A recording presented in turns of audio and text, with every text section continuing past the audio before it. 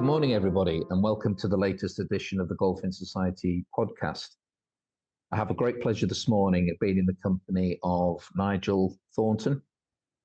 Nigel is living with a Parkinson's diagnosis, but apart from that, I want to start by saying Nigel is one of the best ambassadors any organisation could ever wish to have for the work that they're doing. We first met, Nigel and I, some years ago at our first ever golf venue, really, which was in Lincoln. And Nigel was quite taken by a project and decided that he'd like to step up and help out. So since we first met, we've had a great friendship. We've done some amazing things together. And it's my pleasure to have Nigel in conversation this morning so he can share his experiences with you, living with Parkinson's, and the importance of sport for Nigel and people living with similar conditions later in life. So without further ado, Nigel, welcome. Good morning. How are you? I'm very well, thank you. Just recovering from brain surgery about 3 months ago, but doing very well, thanks.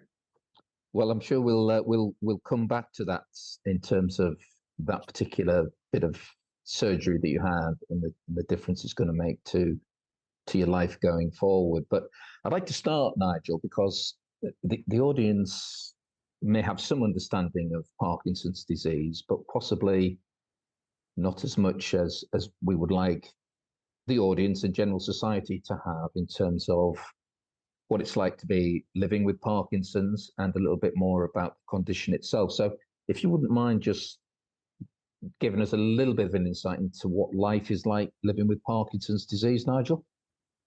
Yes, of course. I think fundamentally Parkinson's is misunderstood by a lot of people, which is understandable. It's a very challenging condition. It's a degenerative brain disease which gets worse over time. And what a lot of people don't know about Parkinson's is that there's something like 40 different symptoms. It's a very individual disease and it affects people on a very individual basis. So whereas some people might have symptoms around movement and stiffness, other people might have symptoms around shaking or tremor, other people might have no tremor at all. I've not had any tremors, rarely have them at all, for example. But basically, if you've got 40 different symptoms, that's a heck of a lot. And a lot of these symptoms aren't just about movement, which is what traditionally people think about Parkinson's, that it affects your movement and it makes you very stiff and rigid. A lot of the symptoms affect your mental health, for example.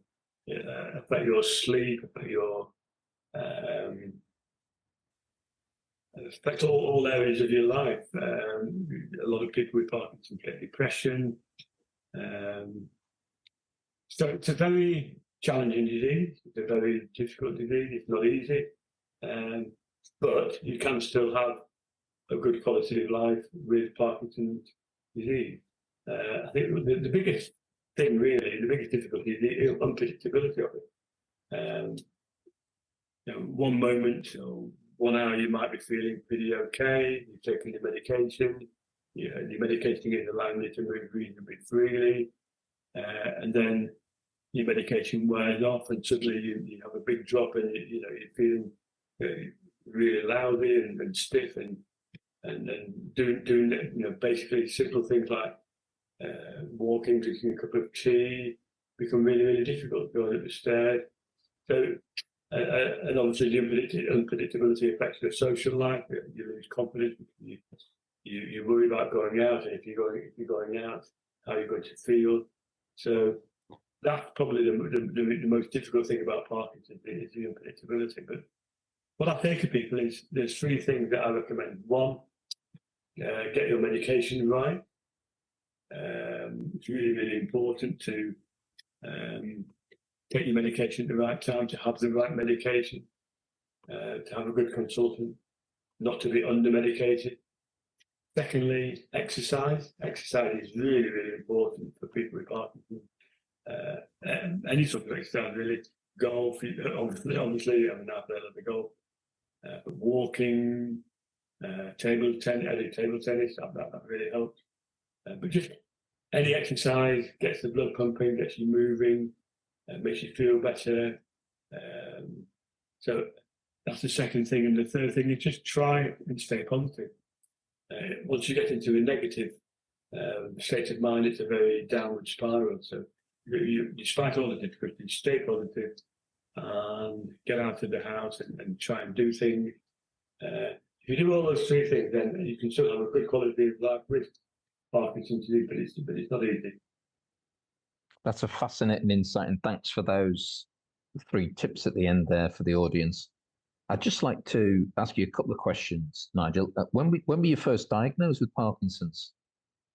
2012, I think it was, about 11 years ago. I was first diagnosed. I mean, it's interesting. I was in Venice on holiday, and my daughters turned around and said to me, "Dad, why are you swinging your arm when you walk?" And I was totally unaware that I wasn't swinging my right arm when I walked. And she made me aware of this. So when I got home, I did the fateful Google search, and it came up with non-swinging right arm. My handwriting was also getting smaller. And put the two and two together, small handwriting and non-swinging right arm, and it came up with Parkinson. So that was when I was first diagnosed, 2012. 2012. And the first few years were generally fine, but after about 5 or 6 years, it's then that I started to slowly get worse. My condition started to worsen. And you mentioned when we were first chatting, Nigel, that you recently underwent some significant surgery. Do you just want to explain to the audience what that surgery was and why you decided to do it? Yes, it's called deep brain stimulation, and it's major surgery. Really, what it is, it involves the surgeon drills. It's drills into your skull. You are asleep from some part of the operation, but you are awake for a part of the road. It's a bit scary, but you get small holes, and you're drilled into your skull. Small wires or electrodes are placed in your skull. They are connected to a transmitter, which is a very small transmitter, which is placed in your chest.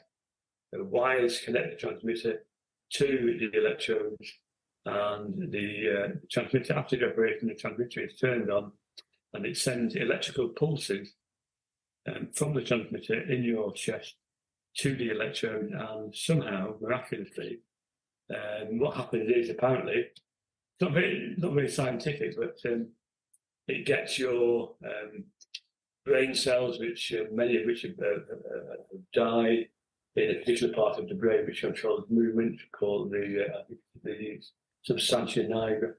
It gets these brain cells firing again and reactivating. And I'm sort of fairly lucky in that this operation is not open to everybody with Parkinson. In fact, only about 1 in 10 people with Parkinson are actually eligible for it. I'm sort of one of the lucky ones, really. But it was essential for me because I was really struggling. About 6 months ago, I was really struggling. My Parkinson's had become very unpredictable. Evenings were a bit of a disaster. I was losing my independence a lot, and quite reliant on my wife as a carer, particularly in the evenings. So since I've had the operation, it's been fantastic. My quality of life has gone from, say, a 3 out of 10 to something like a 7 or an 8 out of 10. I don't get any wearing off periods. I haven't had any wearing off periods at all since the operation.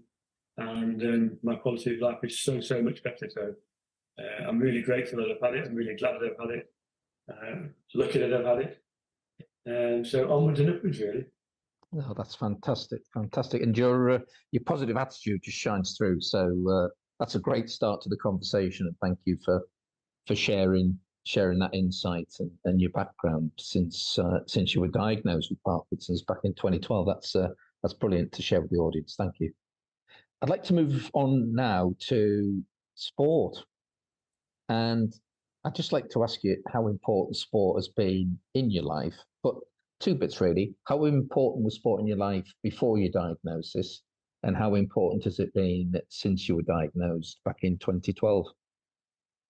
Well, it's always been important, actually. As you know, I'm a big Burn supporter. We've all got our crosses to bear, Nigel. I'm obviously still delighted after the season we've had, and I've just been watching the new documentary, Mission to Burnley, which I recommend to every football fan. You see just how good a manager Vincent Kompany is in the documentary. But I've always loved sport. I've always loved football, rugby. I used to play a bit of rugby, golf, obviously. Then I've always liked sports like table tennis. So sport has always been a big part of my life. But you're right. Since I got diagnosed with Parkinson's, sport has been even more important. I mean, golf, for example, has been, well, to call it a lifesaver, it's not an exaggeration. You know, I always played golf before, but since I had Parkinson's, just the feeling of playing golf, the feeling of picking up a club, hitting a golf ball, the number of times that I've felt lousy, felt stiff, felt rubbish, and then gone out to the driving range and hit a golf ball, or hit a few golf balls, and the benefits that gives to me, to my body, to my health, to my social life is amazing. So, yeah, I mean, golf for me, the health benefits, of course, have been fantastic. The friendship, but not just that. I mean, it's also given me other things like, for example, working for Golfing Society. It's been extremely rewarding working with yourself over the year. Going on golfing holidays. 2 years ago, I went on a fantastic golfing holiday to Greece, for example. About 3 years ago, I was able to go to Spain because the ladies at my local golf club at Cheltenham Forest got to the final of a national golf tournament. So I was able to go to Spain to watch them. That was really, really enjoyable trip. So there's lots of spin-offs. It's not just playing golf. It's golf holidays. It's volunteer works in golf. It's those kind of experiences that well, those memories will last a lifetime. So golf has been fantastic for me. No, absolutely, absolutely fantastic. And the one thing I need to share with the audience now is that your competitive spirit is definitely alive and well. We've played a couple of games of golf together, and to say that your will to win is alive and kicking is probably a little bit of an understatement. Yes, that's true. I do like to win. Yes, but then again, so do you. So do you. That's true, but I think it's an important point to mention that, because obviously there's the health benefits of playing golf, the physical activity, the cognitive stimulation, and everything else. But the one thing that I've noticed for you, Nigel, since I've known you, and other people that I support living with Parkinson's, is it's that reason to get out of bed on a morning. It's that sense of purpose. It's something to look forward to. And then when you get to a golf venue and you come to one of our golf sessions, it's that opportunity to do something you possibly never even thought you would do in your life, or something that you have done and thought would never do again. So that reason to get out of bed, that sense of purpose, and then sparking that love of sport and that competitive spirit, is a lot of things that I suppose go unrecorded and unseen. But I've noticed that with a lot of the golfers that I support, especially with Parkinson's, it's that reason to get out of bed on a morning. Yes, absolutely. It's very easy when you've got something like Parkinson's to say, no, I can't do this, I can't do that. And just sort of, stay in. And if you stay in the house, you lose your confidence, you lose your self-esteem. So it's really, really important. People need hope. Hope is really, really important. Purpose in life, having a purpose is really, really important. Having something to get out of bed for is really, really important. So, absolutely, I totally agree with you. And the health benefits of golf are fantastic. I mean, I read a study the other day that said that golf was actually better than Nordic walking for your health. And I think a study in Sweden said that older people who play golf live was it 5 years longer in general than somebody who doesn't play golf. Well, you know, an extra 5 years of your life. I mean, who would not take that? So. Well, that's a beautiful segue into the next question I was going to ask you, Nigel. I'd just like you to I get a lot of golfers who have never even been to a golf club before, let alone actually played a game. So I think about 50% of our current customers have never even been to a golf club, which that's quite rewarding for me to know that we've inspired them to give the game a go, to enjoy the benefits that golf brings. But I just like, because I mean, it's very daunting, golf. I mean, people have certain perceptions of the game, that it's exclusive, it's elitist, it's expensive, it takes 4.5 hours, you know, and all of those negative perceptions within wider society. But what I'd like is really, from your perspective, is just a couple of tips on what you would say to people who've never experienced golf before about, you know, potentially, you know, giving it a go. What would you say to them? What would your tips be? I think the first thing I'd say is it's never too late. You know, you can play golf till you're, well, potentially till you're nearly right to the end of your life. So you can be 101 and still play golf. So it's never too late. But I think there's golf clubs. No, some golf clubs are changing, but there's also lots of other things out there. You can try indoor golf. There's lots of golf simulators, so you don't have to get wet, you don't have to get cold. You can stay indoors. You can use a simulator. It can be great fun. You can you know, be playing some of the world's best golfers, golf courses. You can go to a driving range. There's technology now on driving ranges, such as Top Tracer. So you can play different courses. You can have a lot of fun with going on a driving range, not just sort of hitting a ball. You can play on par 3 courses, short courses. There are lots more short courses available. But me, you know just how good the 6-hole course at Running Park is. It's fantastic. It's a short course, each hole about 100 yards, but it's just a really, you know, it takes an hour. It's great fun. It can be played by 8-year-olds, it can be played by 80-year-olds. It's just a brilliant little course, and we need more of those, in fact. So I think the biggest thing I'd say is to people who've never played before, you know, just try it. There's nothing like the experience of hitting a golf ball in the middle of a club and seeing it sort of go a lot further than you ever thought you could hit the ball. And once you've done that, you're hooked. You're hooked for life. I think all golfers know that feeling of hitting a ball in the middle of a club and just going, oh, wow, you know, wow, that's amazing. So that's the advice I give. Just try it. Just give it a try. And I always love that sense of achievement and that big smile and that fist pump when that little ball goes in that little hole and you hear that plunk.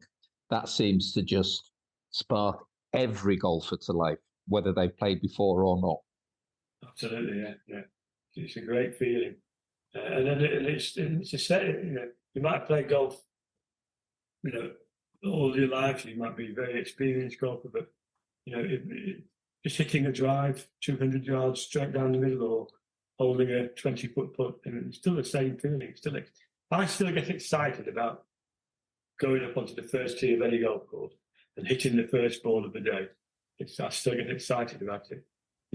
Just rocking up at a golf club to play 18 holes of golf, you know, I still get excited, and I will never lose that. Never lose. So the basic tip is try it. Yeah, absolutely. Give it a try. Super. I'd like to just get your insight really in terms of what steps you think the golf industry needs to take to make golf more accessible and welcoming to people like yourself with a Parkinson's diagnosis, but also to some of the other families we support who are living with a cognitive impairment. What would your ideas be, and what the golf industry should be doing to make golf more accessible to audiences like yourself? I think the first thing is give you a call. Thank you for that plug. No, I'm very serious, really. I mean, I think what we do is important, and I think what we've realised is how clubs need to be fairly bespoke in terms of the what they do for people. We know, for example, that people with dementia, some people with Parkinson, are perfectly capable of playing 9 holes of golf. Other people might just come for a coffee and maybe do a little bit of putting, and that's all they can really manage. But that's still just as important. So I think the ability to, there's various barriers. There's psychological barriers, there's physical barriers, there's social barriers, barriers around feeling embarrassed or the stigma of playing golf. And I think the golf industry needs to, first of all, understand what these barriers are. If you don't understand what the barriers are, you can't then do anything about making golf more accessible. So I think there needs to be some detailed research about what's needed to help people with disabilities, for example. What barriers are there? You wouldn't believe some of the stupid things that golf clubs do in order to make their own clubs, inaccessible to for people with wheelchairs. My golf club is a prime example of that. We just put the only place where you can go around and access the golf clubhouse with a wheelchair, and they put a big barrier there that can't go down, it can't be moved. So that would be my answer, really. For me, with Parkinson's, when I ring up a golf course and say, I'd like to come and play your course, I've got Parkinson's disease, all I'm asking is for a golf club to be inclusive and welcoming. If they just said to me, okay, that's no problem, Thornton, is there anything that we can do to make your golf experience an enjoyable one? And please tell us, and we'll do our best to help. That's all I'm asking. Golfers to try and understand the individual needs of people like myself. I'm not asking them to be experts on Parkinson. That's not possible. All I ask is that they're welcoming, they're inclusive, and they're aware of my potential needs. So, I'm not sure that's the best answer I've ever given, but where I'm coming from when it comes to just understanding the barriers to playing golf. There's still a time problem, there's still an image problem, there's still an exclusivity problem. Things are changing, but slowly. And I think, for example, another thing that the golf club could do is have free taster sessions. What about open days? Have an open day, invite people along to an open day. Some enlightened clubs are becoming community hubs, so becoming more open to the community. Rather have a dog walking evening, or bird watching, or open up the golf clubhouse to community groups and through art or music or crafts, or just get people into the golf club. Once you get people into the golf club, then you start to break down the barriers. The golf forces the golf club to open to the community. That's not easy. You've got a lot of members who still are reluctant to open the golf club up to the community, but That would be my answer anyway. No, that's a brilliant insight. And as you know, Nigel, we've got 23 venues at the moment, and two things we always look at. We always do, as you know, we always do a mystery shop, but then we're very much looking for the right welcome, the right feel from the club, and that comes from the people at the club. And then in addition to that, we're looking at the facilities and the accessibility, the opportunities available at that particular venue. And I'll be honest with you, I've walked away from certain venues where I can just see that either there's not a great people fit, or there's not a great infrastructure fit in terms of having the right facilities available for the families that we work with to come in and enjoy a great golfing experience at the local golf club. And I always say, when I do a mystery shop, or my team do a mystery shop, is walk it through the eyes of one of your customers, whether that be someone in a wheelchair, whether that be someone with a cognitive impairment, and just try and put yourself in their shoes when you're doing your mystery shop.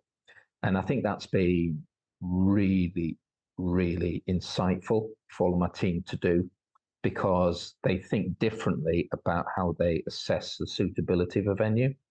And then it means that we're making the right choice early on in terms of creating a collaboration and a partnership with a venue that we know will have the potential to become the heart of the community, which is what we're trying to do, really. So I think that putting yourself in the shoes and walking it with the eyes of your customers is really important. Absolutely, yeah, absolutely. And it's something that we've learned over the years.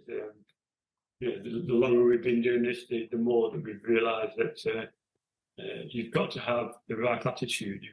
Inclusion is not just about a ramp, it's not just about a disabled toilet, it's about attitude. It's about having the right attitude. And managers of golf clubs have to be service orientated, they have to be open to newcomers, they have to be open-minded, they have to be flexible, they have to be welcoming. A smile goes a long way. Yeah, totally agree. And I'm going to finish, because this has been a fascinating talk, and sincere thanks for giving us such a great insight into life with Parkinson's and golf with Parkinson's, and your views on how we get more people with a similar diagnosis giving golf a go, and then some thoughts on what the industry can do to make golf more accessible to people living with Parkinson's. But I'd like to finish with a real high, and we've got a bit of an exclusive for the audience. I'm proud to announce that Nigel has been selected to represent his country at golf. So I can't tell you how proud I am of you, Nigel, but do you just want to explain the audience exactly how you're going to be representing your country at the highest level? Yes. But basically, I'm going to be playing for Team England against Team Wales, against Team Ireland, against Team Scotland, in a Four Nations tournament at the iconic Belfry course, the Brabazon course, which the Riley Cup was played all those years ago, in October. It's a fantastic event. It's to raise money for Sport Parkinson, which are a great organisation who help people with Parkinson's stay active in the community. Yes, I've been selected to play. So I'm going to be playing the Brabazon, which I'm really looking forward to, playing the iconic 10th hole. I'll be able to see the plaque, the famous Severiano Ballesteros plaque, where he took a driver and drove onto the green over 300 yards. Of course, players like that do that all the time now, but in Severi's day, it was virtually unheard of.